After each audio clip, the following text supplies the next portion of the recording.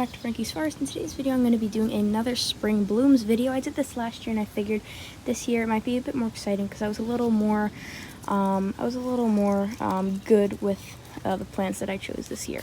So first off, let's start with I have these two pots right here, these two really nice stone pots. They do have drainage and they both have white wax begonias in them that are doing really well. They're pollinated. They have all these nice little seed pods on them. So like I said, these are wax white begonias. They're really nice. I put the tag somewhere in here. Almost someone took it out.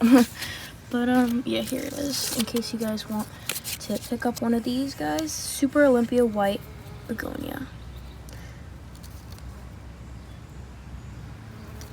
Right. Now over here in this hanging basket, I have some geraniums. I have pink ones, and I also have some red ones. Now I need to actually prune these up a little bit because some of these flower stalks are actually dead, but they're pretty nice. I also have some petunias that are growing from seed that started a bit late, as well as some cut me and come agains right here. So here's this little hanging basket. Moving to the backyard here, there's actually a couple plants that are just dying, that their blooms are dying off a bit, but I figure I'd show you. So over here I have climbing phlox. Now, as you can see, their blooms are kind of dying. They do self-seed though, so they are technically annuals. However, because they self-seed, they come back every single year. Here's a new one. You can see how pretty these flowers are. So disperse them around the place. Now this back here I believe is spiderwort. I'm not too sure, but they're pretty. Then down here, these guys just went out of bloom, but over here, now you may be wondering why we have this basket covering these flowers. That's only because these are one of the most vulnerable plants in our garden to pests, not insects, but actually like rabbits and different rodents. So these are also cut me and come agains. As you can see, this one over here got eaten a little bit because it wasn't covered, but these ones are really pretty. Now we're going to be coming up to some that have already bloomed, and so you'll be able to see what the blooms look like. These are our autumn joy succulents. They haven't bloomed just yet. They do have buds though, but they kind of stay like that until autumn, hence the name.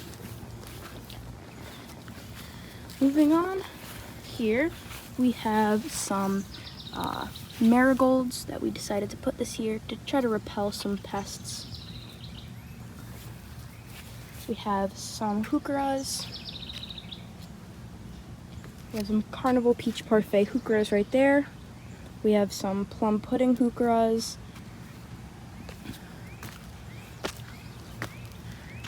Very, very nice one. I really like this one because it kind of stays in this really nice shape. As you can see, it hasn't bloomed, but I have been cutting off some of the flower spikes because they have been dying a bit, but that is normal.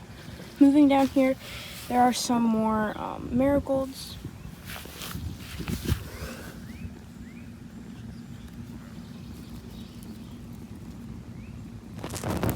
And these guys really like to be deadheaded. They do so well. They're so happy when they're deadheaded. And they just produce a ton of buds. As you can see, there's buds everywhere on this plant. And then over here, we have a yarrow. This is actually not the Sonoma Beach variety that I have over there, but it is actually a different variety that I'm not too sure what it is because it didn't come with a label. They are really pink though. They're just kind of coming out of bloom. But this is what a new bloom looks like. Moving over, this is one of my favorite marigolds that we got. It has a really nice design, flower texture, and the way that the flowers come out there is super nice. Moving over, silver sage and some more marigolds. We put a lot of marigolds out this year. More marigolds up there.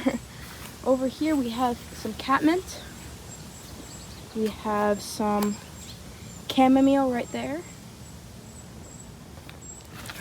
a lot more marigolds. You can see they're doing excellent because they have been deadheaded. Look at that. Here's the white Sonoma Beach Yarrow.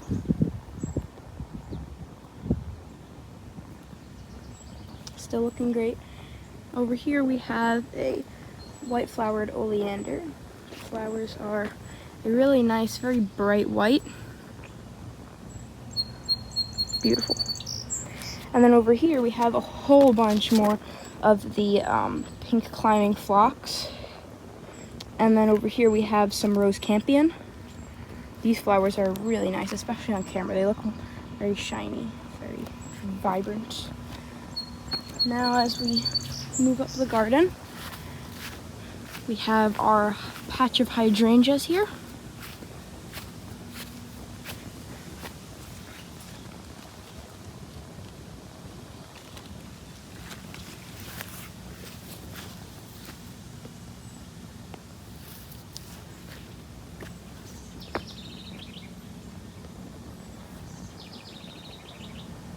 Have some mulch there that we still have to spread out. This one hasn't bloomed yet because it's in shade. And up here we actually have a Limelight Hydrangea. This is actually a tree that was here before we moved here. And it's really nice. It hasn't even flowered yet, but it's looking fabulous. Moving along, we also have this plant that hasn't bloomed yet. Well, it is a bloom. It has bloomed. I'm not sure what it is though. This area needs to be weeded. And then the viburnum just went out of bloom. And we also up here recently planted a couple of yuccas that are a home to a lot of insects, which is nice. They're not eating them.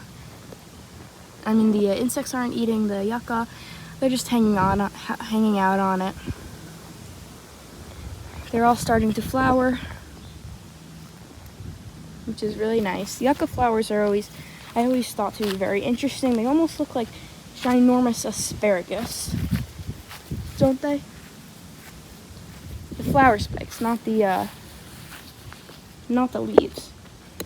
I always wondered if it would be safe to eat them. I do remember hearing somewhere that you could eat yucca, but I don't know. Now here's what the cut-me-and-come-agains look like when they're flowered. Now these we grew from seeds. All of the cut-me-and-come-agains we grew from seeds.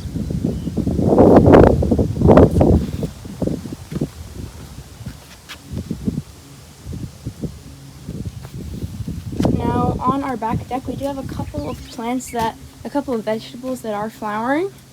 So those are spring flowers, so technically I can show you those. Here's some zucchini flowers. They're just closing up in the hot evening sun. Some tomato flowers, simple but cute and pretty. And you may be thinking, why do we have an umbrella? Well, the intense heat of the day is can actually easily burn these young vegetables' leaves. So we just put this up every day or so just to help them get a little acclimated to the temperature and the sun. Here we have a little three-tiered shelf, or plant stand I should say, with some more of the wax white begonias. We also have another heuchera right here with a little wild pansy that I found while I was weeding. And then some more right down there. Moving over here, we have another begonia. This one I really liked. We got on clearance for $1, and I was able to revive it to a really nice, stable state. So now it has two different color flowers. It has these super, super awesome ones. These really nice white ones. I've never actually seen white begonias before, as well as light pink, and then even brighter pink, which I think is really nice. Now, other than that, that is pretty much all of the spring blooms. Before I made this video, I didn't realize, oh yes, that's what I wanted to show you. something very nice. This, I'm not sure what it is. However, there's a ton of parasitic wasps, as you see. Right there. They're technically not like parasitic because they're not parasites, but they're just cute. And anyways, yeah. So there is this plant, which I believe you can save the seeds, but I don't know what it is yet. Now, I do have an app, as I told you guys, called Garden Answers, where I can take a picture of a plant and then it'll tell me what it is, but it hasn't told me what this plant is yet. So if any of you guys know exactly what it is, please let me know in the comments below. I also do have another one right over here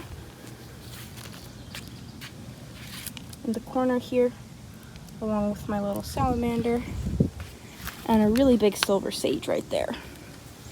And other than that, that is all of the spring bloom. I hope you guys have a great day. Bye.